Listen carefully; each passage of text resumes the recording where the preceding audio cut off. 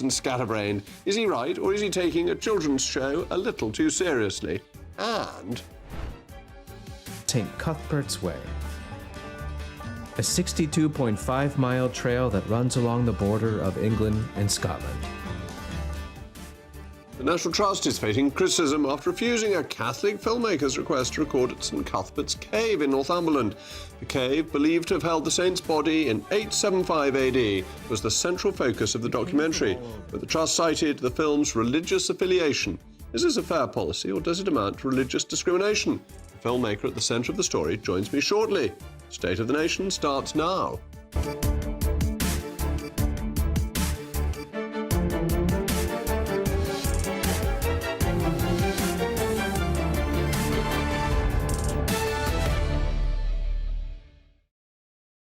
I'll also be joined by my most pugnacious panel, the former Conservative MP and Minister, Sir Ranald Jawardena, and the journalist and broadcaster Michael Crick. As always, let me know what you think. Mailmog at gbnews.com. But now, it's your favourite time of the day, the News Bulletin with Tatiana Sanchez.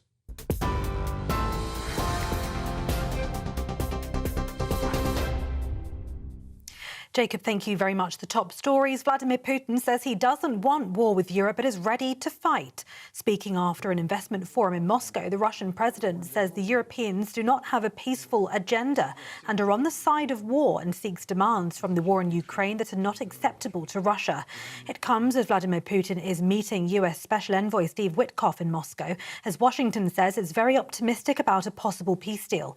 Meanwhile, Ukraine's President Volodymyr Zelensky said that some things still need to be worked out in the draft peace plan, but that now more than ever, there is a chance to end this war. Elsewhere, the Justice Secretary has confirmed a major overhaul of jury trials, saying some cases carrying sentences of 3 years or less will now be decided by a judge alone, not a jury. David Lammy says the changes, along with expanding magistrates' sentencing powers to 18 months, will speed up cases and help to tackle the record Crown Court backlog. But the Conservatives are attacking the plan, Shadow Justice Secretary Robert Jenrick saying scrapping jury trials is dangerous. If the Justice Secretary gets away with this, it's the beginning of the end of jury trials. He's already in retreat. Let's unite to send him packing. David Lammy pushed back, insisting juries remain fundamental, but says too many defendants are playing the system and that victims deserve faster justice. In his tirade, he never once mentioned victims. Not once. Not once in his clip did he talk about the people waiting in that backlog. The Justice Secretary has revealed that 12 prisoners have been mistakenly released from jail in the past month. 2 are still on the run. David Lammy says the pair at large are not violent or sexual offenders, but won't give further details while police prepare arrests. It comes after a series of blunders across the prison estate, including the wrongful release of convicted sex offender Rahim Kadur Sharif and the case of Hadush Gabatu, whose mistaken release sparked protests in Essex. Mr Lammy says stronger security checks are now in place, calling the early signs a downward trend, but admits there remains a mountain to climb to fix the system. A long-awaited report says 12 ex-police officers would have faced gross misconduct charges over the Hillsborough disaster, but none can be disciplined because they'd already retired back in 2012.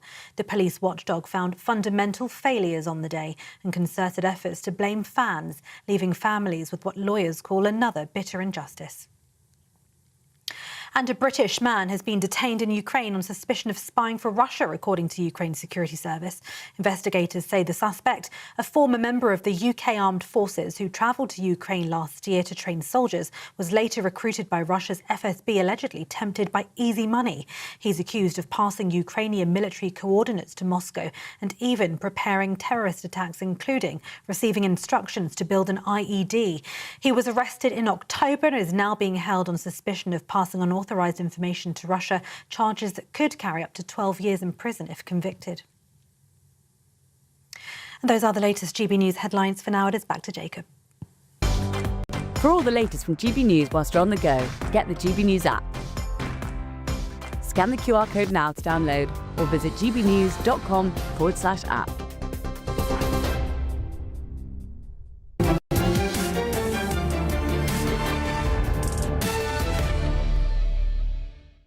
Welcome back to State of the Nation. I'm sorry I wasn't with you yesterday. I was addressing the Free Speech Union at a dinner as we face a mighty assault on our liberties. Today, the Lord Chancellor announced that the government will remove jury trials for offences carrying a sentence of under 3 years. First, I will create new swift courts within the Crown Court with a judge alone deciding verdicts in triable either-way cases with a likely sentence of 3 years or less, as Sir Brian recommends. Sir Brian estimates that they will deliver justice at least 20% faster than jury trials. The decision is being presented as a pragmatic means to clear backlogs in the judicial system and delays in the Crown Court. But the principle of trial by jury is crucial in a free society. Jury trials are amongst the oldest and most effective checks on state power. Britain is governed by consent. When the government pursues an aggressive or overzealous prosecution, the jury of 12 can prevent totalitarianism. Juries can moderate the state. They can refuse to convict when the law is being applied unjustly. Think of the Seven Bishops case in 1688, a landmark trial in which a jury acquitted 7 Anglican bishops accused of seditious libel for petitioning King James II, becoming a public rejection of royal absolutism and, interestingly, leading directly to the Glorious Revolution. Leading nobles wrote to invite William of Orange over on the day the acquittal was announced. So the importance of the jury system in our constitution is hard to overstate. The jury acquitted not only because the Crown wanted it not to, but because the people saw the wider context.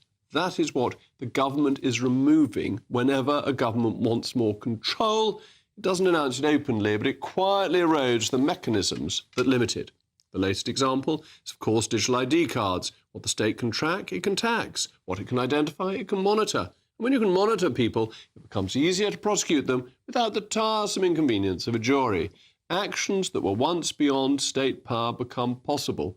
That is how free societies become unfree, not in one leap, but by the erosion of the institutions that stand between the citizen and the state. This is a free speech issue. The judiciary doesn't much like being scrutinised. The Lord Chief Justice moaned like a moaning Minnie when she was criticised by the Leader of the Opposition and the Prime Minister earlier this year. And they hide behind privacy protections that they created. And judges should be open to criticism. They're insulated from the public and cannot be trusted or relied on to hold the state to account. One of the founding fathers of the United States, Benjamin Franklin, said, "Those who would give up essential liberty to purchase a little temporary safety deserve neither liberty nor safety." And the blob is, of course, trying to hide behind convenience. We will be told that jury trials are slow, bothersome, and that some shortening of the process makes things simpler and easier. But convenience is not constitutionally correct. It's ludicrous to remove ancient safeguards because the government of the day finds them inconvenient and is too incompetent to make sure trials happen in a timely way. We actually need more juries, not fewer. We need more decisions made by citizens, not more power in the hands of lefty judges. And we don't need judges protected by privacy laws that distance them from the public. The danger is that once these changes become normal and we accept that the state can track, identify and prosecute more easily, these fundamental freedoms are not easily won back. The erosion of liberty, is not sudden but incremental. Removing trial by jury is the start of something more worrying. As always, let me know what you think. mailmog@gbnews.com. But my most pugnacious panel is standing by, the former Conservative MP, Sir Alan Jawardner, and the journalist and broadcaster, Michael Crick. Michael, David Lammy has said that the Magna Carta entitles you to speedy justice. But it's not actually what it says, is it? It says that justice mustn't be delayed, so that the state mustn't obstruct justice. Not that there's a timetable for it. So his only excuse for this is a misreading of Magna Carta. Well, you should have given me notice of that on Magna Carta and given me an opportunity to reread it. I'll take your word for it. And by the way, I'd be fascinated to know whose side you would have been on, James II or William of Orange. Why I'm against this is the idea of one judge deciding my fate. Really worries me. I mean, supposing, if you've got 3 people there, or you've got 12, better still, 12 people there, I think that on balance, you will be able to get your argument across. And if there are 1 or 2 that take against you, don't like what you look like, or don't like didn't laugh at your joke or whatever, or just decide, I mean, I frequently suffer from this, that I'm a wrong 'un, then at least you've got a better chance than if it's one person. One person can just take against you. And, you know, you're then in jail for up to 3 years, potentially. I think that is the problem. And I'm not sure that the benefits overall in terms of speeding things up are going to be that huge. No, and if you're going to speed it up, there are other ways of doing it. The courts sit on more days, and that may cost money, but that's a solution that is not reducing the right to jury trial. And don't judges have a natural bias towards believing the prosecution? Because a lot of them are former prosecutors. That's their world. They don't think they're being cheated by the police and the prosecutors, whereas an innocent man may be being cheated by them. I think there is. I mean, you've got to be careful about. I mean, you know, I disagree with you on judges being lefty, and I think you've got to be careful about assuming that all judges think the same thing. There are a wide range of opinions amongst the judiciary. Nonetheless, they do tend to be establishment types.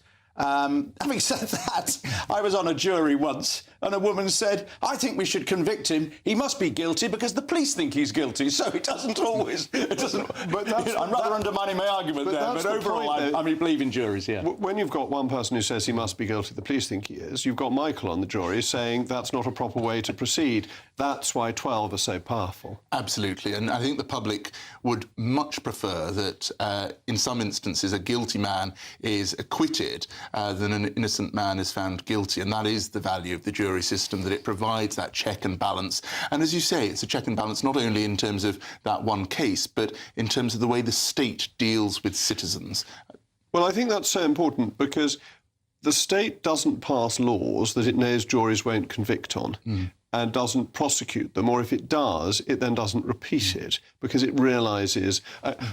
the Official Secrets Act got fundamentally reformed because Clive Ponting wasn't successfully prosecuted because a jury thought that was a freedom of speech issue. And this is very important constitutionally. Absolutely. And I think, you know, actually it's interesting. Labour tried this last time they were in government, something like 25 years ago. They tried putting it forward and there were suggestions that Cherie Blair had particular reasons for doing it. But fundamentally, the reason it was defeated by Conservative peers and Liberal Democrat peers working together in the House of Lords against a very powerful government, you know, a majority that they had was very, very strong, and indeed their popularity far stronger than Keir Starmer's government today. The reason it was stopped was it was about preventing the state from controlling the more serious outcomes of criminal trials, because otherwise a state with that sort of majority could do anything. And this is really important, isn't it? The question of political capital, that Tony Blair, with all his political capital, couldn't do it. Starmer has negative political capital at the moment, as far as I can tell. It's going to be very hard for him to force this through. Well, who knows? I mean, you know, he has, at least on paper, got a huge majority. But, I mean, frankly, if Labour were in opposition right now and it was the Conservatives trying to do this, they'd be opposing it. If it had come up when Blair was in opposition, they'd be opposing it. So there is a huge amount of political hypocrisy here, I think. And the other problem is they're going to have to recruit a lot more judges. And it's quite a struggle these days to recruit judges. Many barristers don't want to become judges because it means a pay cut for the people at the top. And a lot of criminal barristers aren't very well paid anyway. That's not where the money is in our justice system. So, well, you may get the badly paid criminal barristers then wanting to be judges, but they may not be as badly paid as judges. Yeah. And Michael's got a very good point that there is a tendency of people in office basically to become the creatures of their department. The Ministry of Justice is keen to do this because juries are a nuisance. They're expensive to operate, they're expensive to put together, they don't always come to the decision the state likes, and therefore they talk a new, relatively naive Lord Chancellor into the position where he's trying to get rid of jury trials. And it's actually to do with the civil service running the show rather than the government. Well, you've been a minister, I've been a minister, and there's always that file, isn't there, on the shelf of good ideas that civil servants want to pull out and say, you want a strong start in your time as Lord Chancellor. Here is an excellent idea we've been working up on your behalf. And it's no surprise it's a reheated idea from 25 years ago. I think there's a slightly sort of wider point here as well around Labour, that they seem to have lost their real purpose, and it's probably then why they're being pushed in certain areas. I might not agree with them on all sorts of things, but they had a manifesto, and it's their job and the civil services job to deliver upon it. And this wasn't in it, which means the House of Lords can block it? Absolutely. Yeah, well, I think it does. I mean, you're the constitutionalist, but as well, I read it does mean that, yes. Yeah. Excellent. Well, that's a very good point to move on and thank my panel in a moment. The Chancellor has been honest and consistent with the public in everything she has said. Oh dear, Chancellor Rachel Reeves is still under pressure after the Office of Budget Responsibility Chairman resigned, and now senior civil servants are reportedly signing off letters undermining her, as the Chancellor lost the confidence of the blob.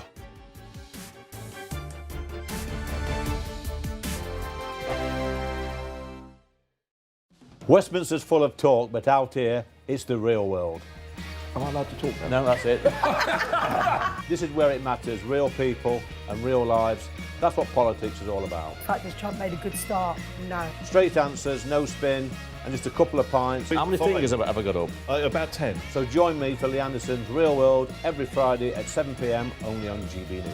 The People's Channel, Britain's news channel.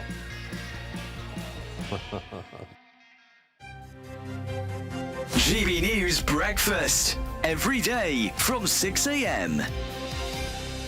There's a lot of tables out there that won't just have turkey on it. There'll be turkey and ham, and but I know some people that will cook 3 or 4 different meats. And obviously the joy of having turkey is that you can then make a turkey curry for Boxing Day and the subsequent days. So, you should be having days of curry after your turkey lunch.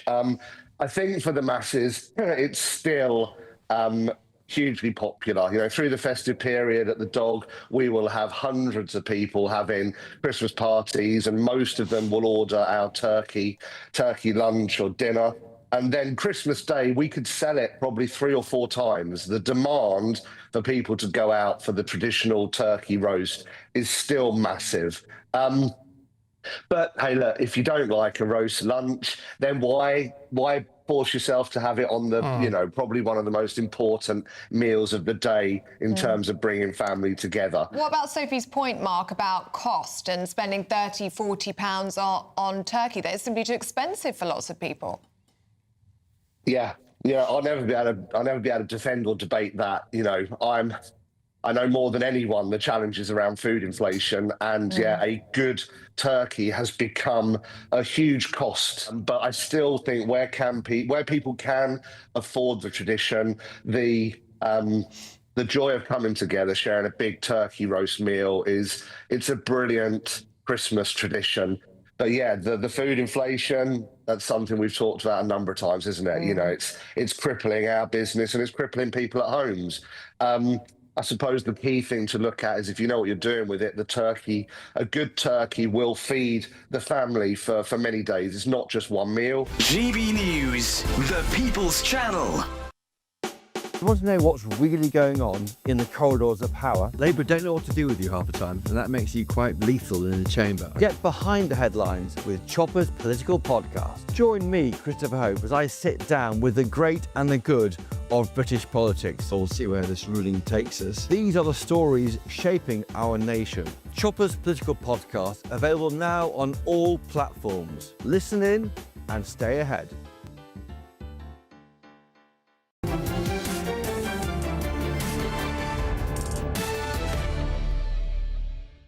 Well, welcome back. I'm still Jacob Rees-Mogg, and we were talking about the Lord High Chancellor and his attempts to get rid of jury trials, and the male Moggs have come in on legal vellum. I think Jake says Labour has cancelled local elections and is now trying to reduce access to jury trials. These are 2 of the main pillars of democracy. I do not trust them. I agree with him.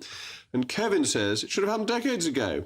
Let's hope for righteous professional judges that can bring efficiencies to our decrepit justice system and look after victims of crime. Kevin, no, the judges can't be relied upon in that way. I'm sorry to disagree with one of my viewers. I normally take the view that I should agree with my viewers, but not on this occasion, Kevin. The Chancellor, Rachel Reeves, remains under pressure after Richard Hughes, who until yesterday was the chairman of the Office for Budget Responsibility, very nobly actually and quite properly in my view, resigned after the budget leaked before the Chancellor's statement. Meanwhile, the OBR has criticised pre-budget leaks that exacerbated or even created economic uncertainty and suggested that briefings misrepresenting its forecasts damaged confidence in the Treasury's handling of the country's finances. Now it seems the Chancellor has lost the trust of the civil service as well, in a move Sir Humphrey would have been appalled by. It's been reported that the permanent secretary at the Treasury, its leading mandarin, approved the OBR's letter severing the Chancellor's relationship with officialdom, or the blob, if you wish to be colloquial. How much longer can Rachel Reeves remain in post? Well, I'm very pleased to be joined now by the former Labour advisor, Paul Richards, and my pugnacious panel. Paul, thank you for coming in. I was really interested by the OBR saying that the letter that set out where information had not necessarily always been timely, to put it at its gentlest, had been approved by the Permanent Secretary of the Treasury, because that would indicate that the Chancellor has lost the confidence of the civil service. And one of the things that many people thought this government would have that was different from the previous government is a much better relationship with the civil service. That seems to be breaking down. I think your assumption behind that question, though, is that it was actually the Treasury that leaked the letter. But I think the prism through which you need to see this is the briefing war between the Treasury, between ministers and the OBR itself. They've just lost their head. They're not happy, and they're releasing information into the public domain. That letter was released publicly. It wasn't leaked, and it was leaked with the agreement of the Treasury. This was the evidence to the Treasury Select Committee this afternoon. Indeed, but it wasn't a leak. There is still a briefing war going on, and I think that's what the public are finding so disquieting, because all of these sort of scenes behind the curtain are not helping anyone, frankly. I would love a return to the PERDA system that we had up until 10 or 20 years ago, where Treasury officials keep their mouths shut, SPADs keep their mouths shut, ministers keep their mouths shut until the point of the budget actually being released.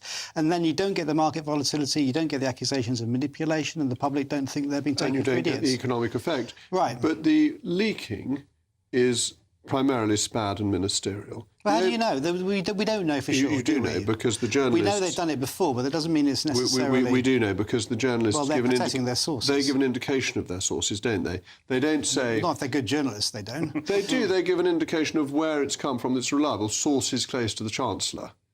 Sources close to the Chancellor are not the OBR. Well, we know that, don't we, Michael?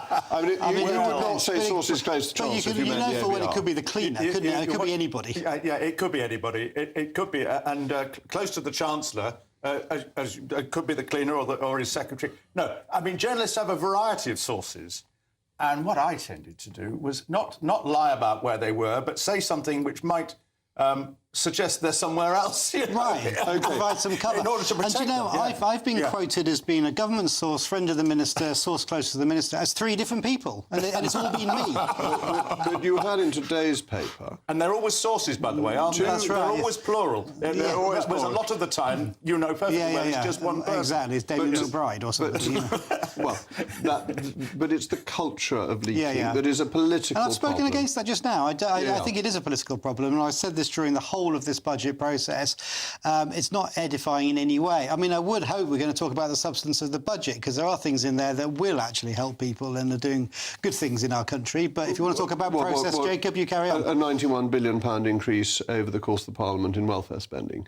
Well, lifting children out of poverty is a moral mission. You're better off on benefits. I think that's a good thing. If you've got 3 children until you earn £71,000 a year. And then putting things like the transport links to, the DLR extension is going to create jobs and homes in people's real lives. You take money going into the National Health Service, for example. The National Health Service productivity is declining. Lifting the national minimum wage, particularly for young people, so they get a work ethic. Which is leading to inflation. Which is giving young people the work ethic, which is what we want in our... See, if your starting point, though, is that all taxation is bad and the state is bad and should be smaller, then, of course, you'll see the budget through that lens. If you're on a minimum wage and it's gone up this Christmas, you're going to be feeling a bit better about it. Not if you lose your job. Well, why would you lose your job? Because unemployment's been rising, because companies can't afford these wages. The classic Conservative argument is that national minimum wages cost jobs. It does not get borne out. What it means is that people aren't being paid £1 or £2 an hour anymore, but there is some dignity in work. No, and that's what social democratic budgets are about. That doesn't follow. The national minimum wage has now gone up to a significantly higher percentage of median wages than it was previously. And what's wrong with that? What's wrong with that is we that don't want poverty wages, do we? It makes employment unaffordable, and therefore unemployment has been rising and inflation has been rising. No, a national minimum wage sets a basic minimum that says it's OK to go to work, you will get just rewards for your hard work, and you will not have to live in poverty. But not if you don't have a job. And, well, there is unemployment is rising. But not because of national minimum wages. It's all kinds of shocks to the because it's become too expensive to employ people. No, that's not the primary reason. Do you think to go back? But you're against national minimum wages at all, aren't you? I mean, presumably you would vote against the legislation to bring them in at all. I think national minimum wages are at these levels are problematic. You can have them at a lower level without them being problematic. Are you sure? Yes. Because that's not what the government said, or the Conservatives said at the time when the government was bringing it in. Sure. But it's been put up. But my point is, if your principle is taxes are bad, the state is bad, intervention is bad, then of course the budget's a bad budget. This budget, if you think you can actually do good things by pooling resources and spending it on the most deserving, then that is a good budget. Not if you haven't got the money to spend. And this is taking from people who work and giving it to people who are turns out there was more money than we thought, so actually we do have the money to spend. It turns out, who knew? Without massive tax rises. And the tax rises hit working people to go to people who are not working. But this is the government that's taxed the gambling industry, which is overwhelming. I saw on the polling today a hugely popular move. The gambling industry is being taxed, and that money's been spent on the National Health Service. Now, that is good socialist economics, isn't it? This is not the way it goes. The money doesn't go from X into Y. You know that perfectly well. It goes into the consolidated fund. It's not hypothecated, but that is where the money, some of that will go. On people who aren't working, a huge increase in the welfare budget. Kids, Jacob, it's not their fault that their parents aren't working. If you're the third or fourth kid and you're growing up, you shouldn't be punishing children people who are for the working, circumstances in which they find themselves. It's desperately unfair on people who are working who can't afford to have children. I mean, this Christmas there are children who now are going to have a bit more money in the household. They're not getting it till April. I would have thought, as a Catholic, you would be against measures that limit the number of children that people have. I'm all in people of having children and paying for them themselves by hard work, aren't you, Ranald? Absolutely. And, I think the point here is, there are so many people across this country who choose to have fewer children than they would like because they know they can't afford to have more. In fact, the research bears that out, that on average, most families have one fewer child than they would like. And it's a real, I think, demonstration of the fact that the Labour Party is no longer the party for working people. They've chosen to spend money, tax more money and spend it on welfare. And there wasn't actually any more money for the NHS in this budget. It's mainly gone on hikes to welfare. And you need to earn £71,000 a year if you have 3 children to be as well off working as on benefits. But only according to the Centre for Social Justice, which is a think tank. And I can find you another think tank report that might say something else completely. It's like economists, isn't it? They all disagree with each other. To that figure. You've got an alternative to that figure. Well, I'm sure somebody somewhere... But so is this... These figures are really straightforward. It's only a think tank. It's not gospel, is it? It's just a made-up number by a think tank. These figures are really easy to work out. You know what the benefits are, you know what the tax rates are, you know what housing benefit is, you just work it through. This is not difficult. You can actually use Treasury rate. You do economics, I think. And it's Ian Duncan Smith's think tank, isn't it? Use ready reckoners from the Treasury for most of these things, which provides pretty good idea of what happens with tax and benefit changes. Anyway, thank you to Paul and my panel. In a moment. 1, 2, 3, whoopla! Well, we don't want to ham it up too much, but Daddy Pig is in the sty. Model David Gandy has gone the whole hog on the cartoon Father, accusing the show of pushing a bad narrative about the modern paterfamilias. Is he right, or is he taking a children's show a little too seriously?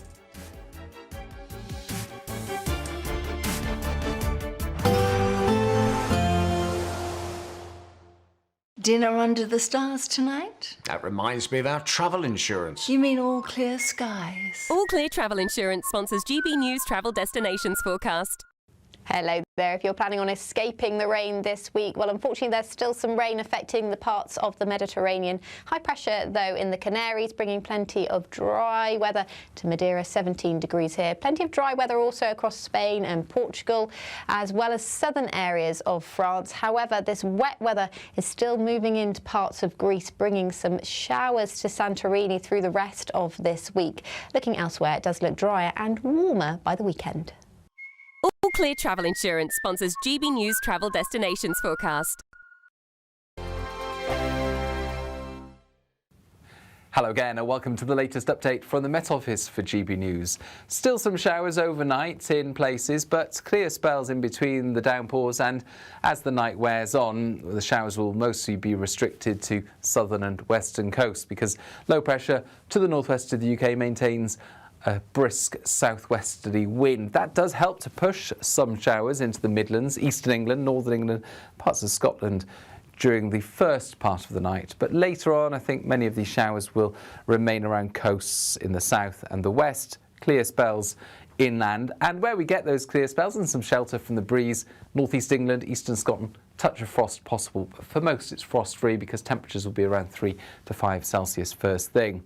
A fresh start to the day then, but not freezing cold, and there'll be plenty of bright weather through Orkney, Caithness, Sutherland, Aberdeenshire, for example. A big contrast compared with western Scotland, where a lot of showers will be arriving at this time, even longer spells of rain. And North Wales, likewise prone to quite a number of showers. But South Wales, the odd shower, South England, the odd shower as well, interspersed by sunny spells. And some decent sunshine through the Midlands, East Anglia, Eastern England and Eastern Scotland during the morning and into the afternoon. It does turn cloudier towards the west, and it's in the west where we'll see most of the showers during the second half of the day. Temperatures of 8 to 11 Celsius, similar to Tuesday's numbers, but it's going to feel a bit cooler as the wind picks up later on. That wind driving an area of rain in from the west, and that rain clearing first thing Thursday. It clears to sunny spells and showers once again, and Friday I think is going to be another very showery day with those showers especially around western areas. Saturday brings with it more rain at times, interspersed by sunny spells. Decisions made in Washington aren't just shaping America, they're shaping Britain too. From migration to global security, from crime to health. Whatever happens in the White House today will be felt in your town or city tomorrow. That's why The Late Show is live from Washington, D.C. Cutting through the politics to show you what it all means for Britain. The Late Show live every night at midnight. Only on GB News, Britain's news channel. Hi, I'm Michelle Dewberry, and my show is your opportunity to cut through all the noise and dive in headfirst to some robust debates. Ideas clash. Situation, no, isn't it? No, because the failure is you're deliberately avoiding my point. Nothing's held back. And if you think this is the end of it, wait for more. And we do not shy away from the difficult stuff. Sometimes I want to shake people and say, if only you understood. So join me on Jubes & Co. weeknights at 6 p.m, only on GB News, Britain's news channel.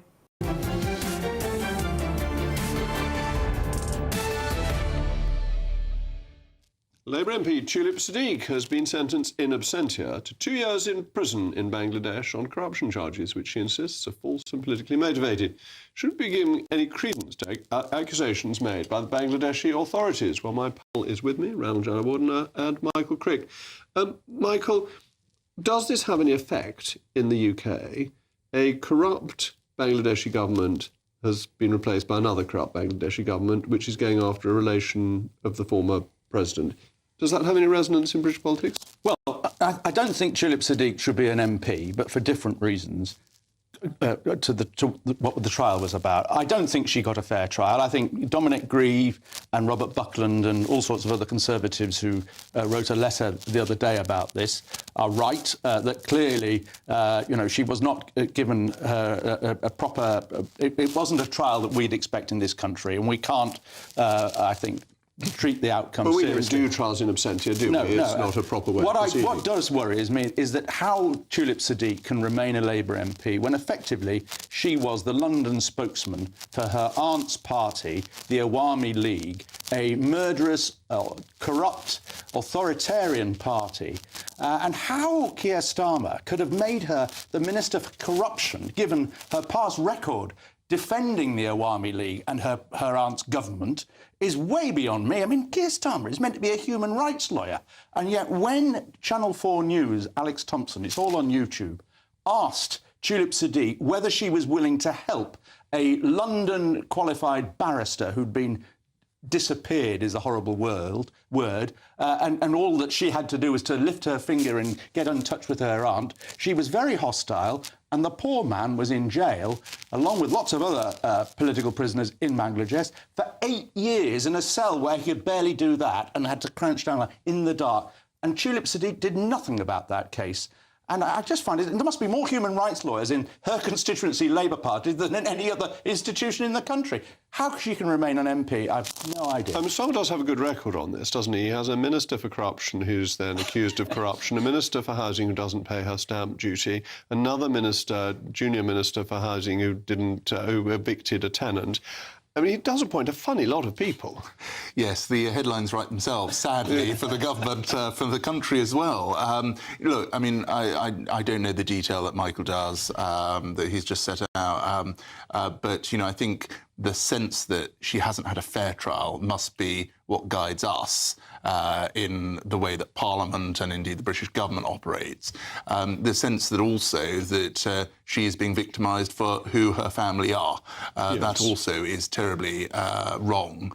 She might well have done all sorts of things that Michael might not approve of, but she is not directly responsible for the actions of a foreign government. Well, yeah, but she was actually representing that foreign government. Did she direct from about 20? She was going around. This is before she was an MP.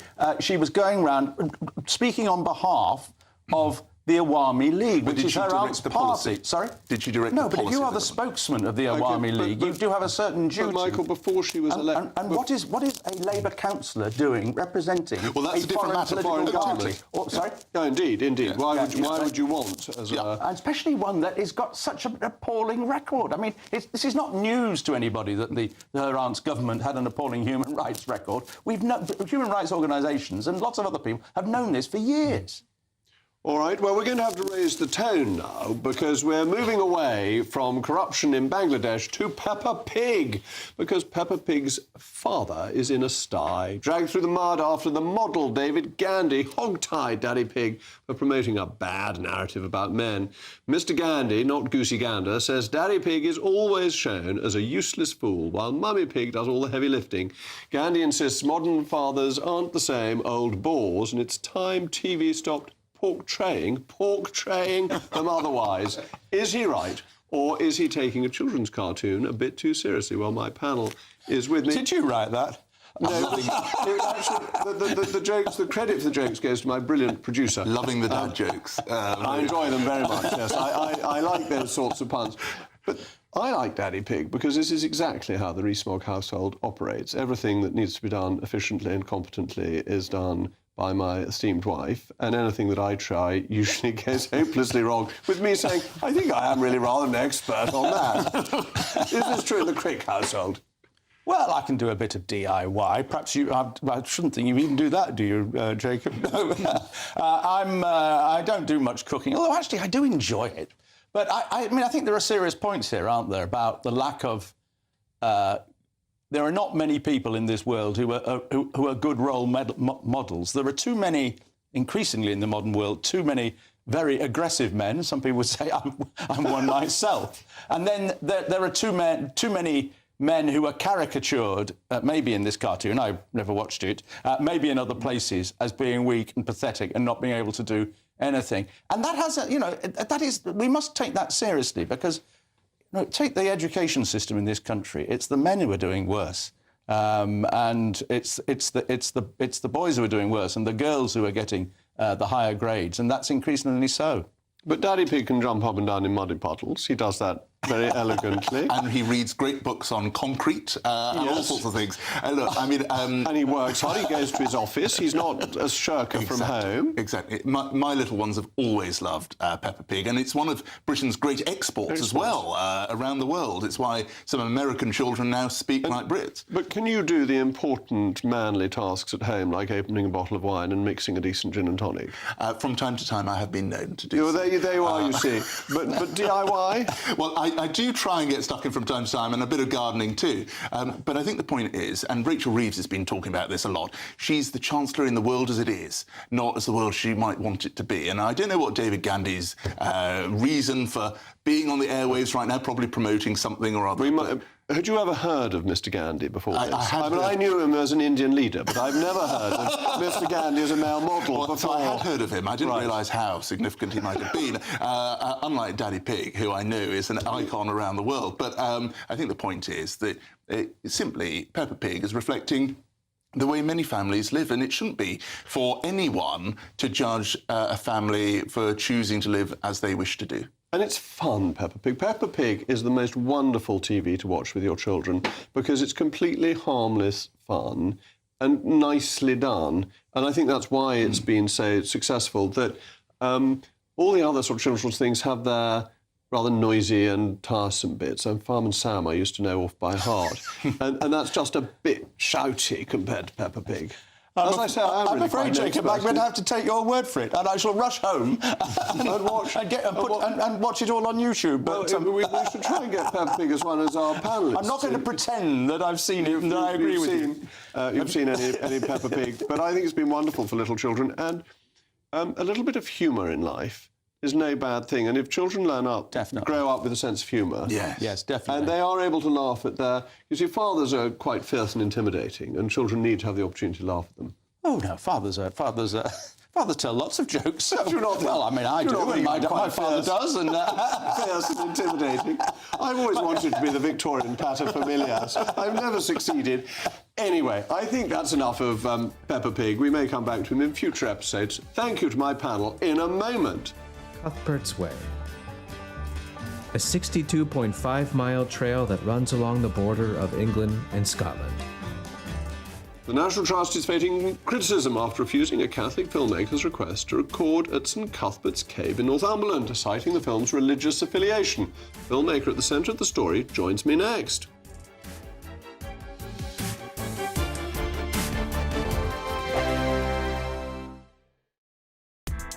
Join me, Nana Akweer, for an informative, interactive news programme with a difference. It's fun. No, he didn't say that, Dave. I'm so surprised. I think there's an element of truth to that. Join me from 3 p.m. every weekend, only on GB News, Britain's news channel. Mornings don't have to be tiresome, especially if you have the right company. Wake up to news as it happens, opinion and debate, and of course, a little bit of entertainment too. Because when the kettle's on, we're on. That's Breakfast on GB News, a show worth waking up for.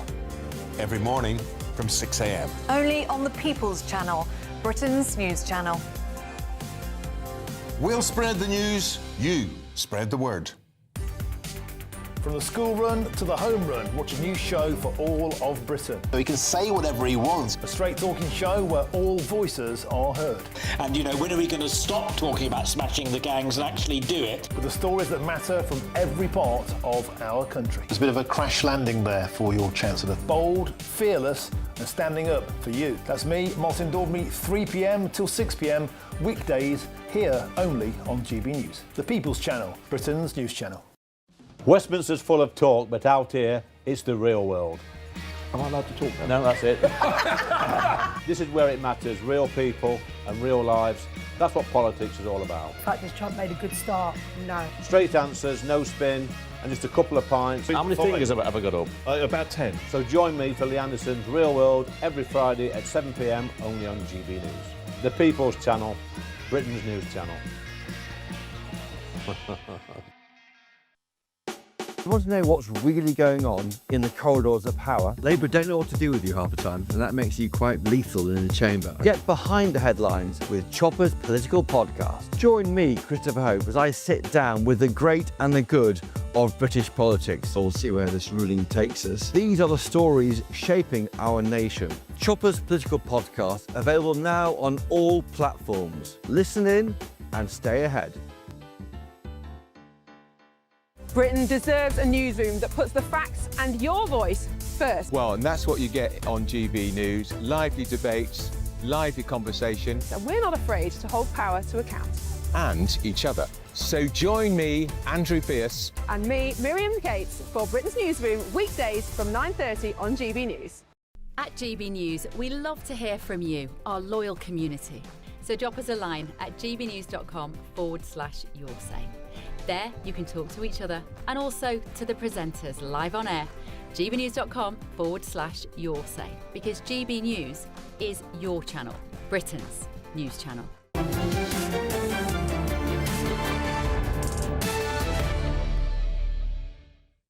The National Trust has come under fire after declining a Catholic filmmaker's request to shoot a documentary at St Cuthbert's Cave in Northumberland. St Cuthbert's Cave was a crucial location for the film, as it's traditionally believed to be where the saint's body rested in 875 before he was moved to Durham, where it remains today. The Trust justified its decision by citing the project's religious affiliation, sparking accusations that the heritage charity has breached equality laws and is engaging in illegal religious discrimination. Well, I'm joined now by the filmmaker at the centre of the story, Christian Holden. Christian, thank you for coming in. So, first of all, tell me about St Cuthbert. Why do we mind about St Cuthbert? Well, St Cuthbert, this historical figure, this great figure of the northeast of England and the Scottish borders area, was renowned for his physical prowess, for his great night vigils and his great stood holiness. In the water, didn't he, for hours? He did praying. indeed, yes. Something we didn't do for the filming, or none of the team or the crew attempted that. No. And so you're making a film about him, or you were making a film about him, yes. And there is this site owned by the National Trust where his body was laid immediately after he died. Yes, well, with any project, I always look at along the route where there are sites where we need to seek permission with privately owned land or properties. And we identified the cave, St Cuthbert's Cave, as one of those. I approached the National Trust to ask permission to film there. And the initial response I had from them by email was that they didn't host any filming of a religious or political nature. I made a phone call to that particular person and explained more about what we hope to do, and that aside from its religious storyline, there's also historical value to it, cultural value, and also the natural beauty of the area. We had some correspondence back and forth after that, and eventually with a final email saying that they would refuse the filming on the basis of its religious affiliation.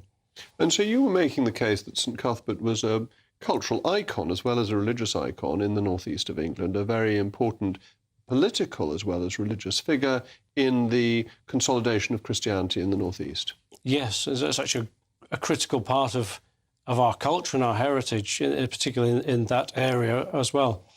And so I was bewildered to be refused to visit and film this site of such importance on the basis of essentially being a Christian filmmaker. And what other permissions do you need to get when making a film of that kind? And how do people usually react? What's the response you get, say, from churches or from secular landowners?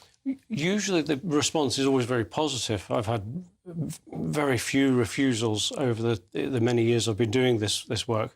I've filmed in many locations, some of the great cathedrals of our nation and many historic sites.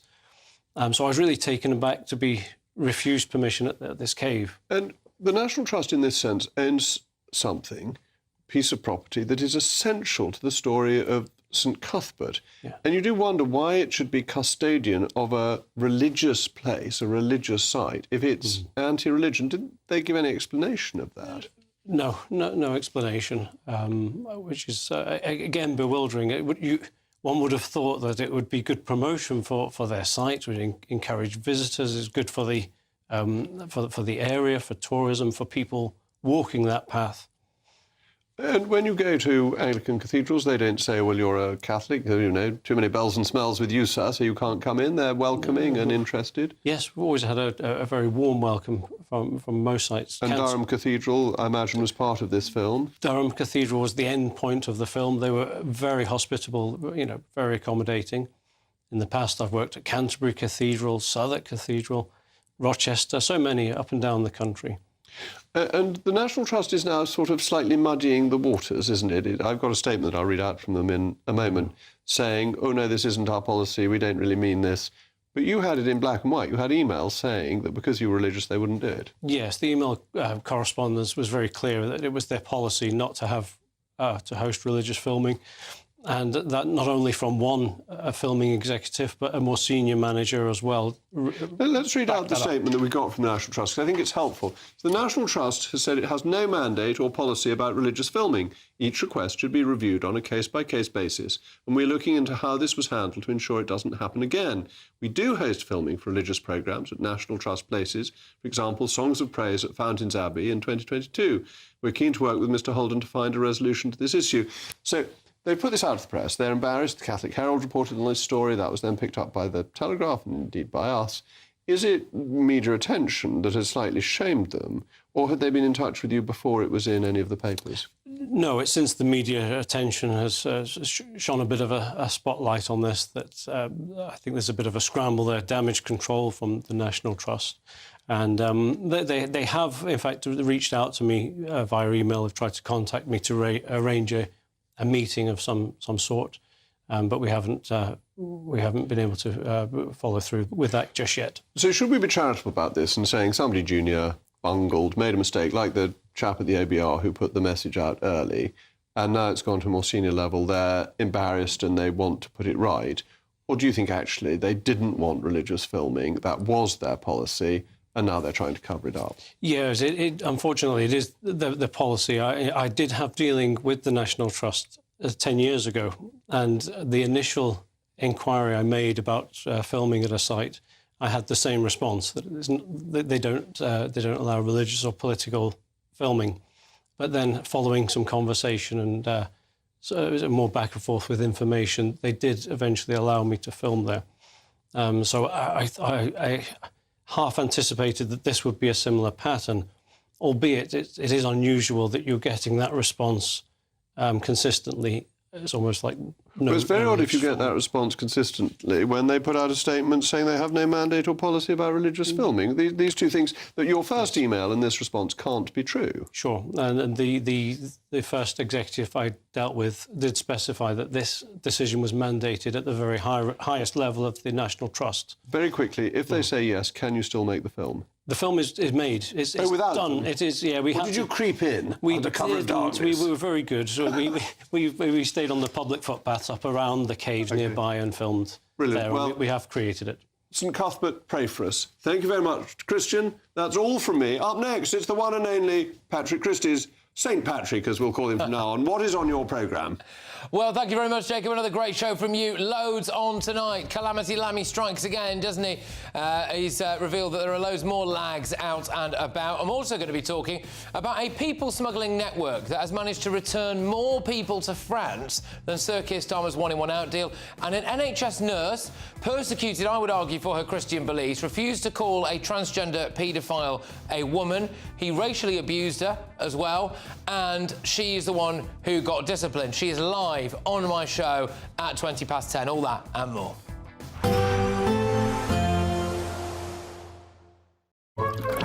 Warm and cosy, with a chance of zero visibility. Boxed Boiler sponsors the weather on GB News. Hello again and welcome to the latest update from the Met Office for GB News. Still some showers overnight in places, but clear spells in between the downpours, and as the night wears on, the showers will mostly be restricted to southern and western coasts because low pressure to the northwest of the UK maintains a brisk southwesterly wind. That does help to push some showers into the Midlands, eastern England, northern England, parts of Scotland during the first part of the night. But later on, I think many of these showers will remain around coasts in the south and the west, clear spells inland. And where we get those clear spells and some shelter from the breeze, northeast England, eastern Scotland, touch of frost possible. But for most, it's frost-free because temperatures will be around 3 to 5 Celsius first thing. A fresh start to the day then, but not freezing cold, and there'll be plenty of bright weather through Orkney, Caithness, Sutherland, Aberdeenshire, for example.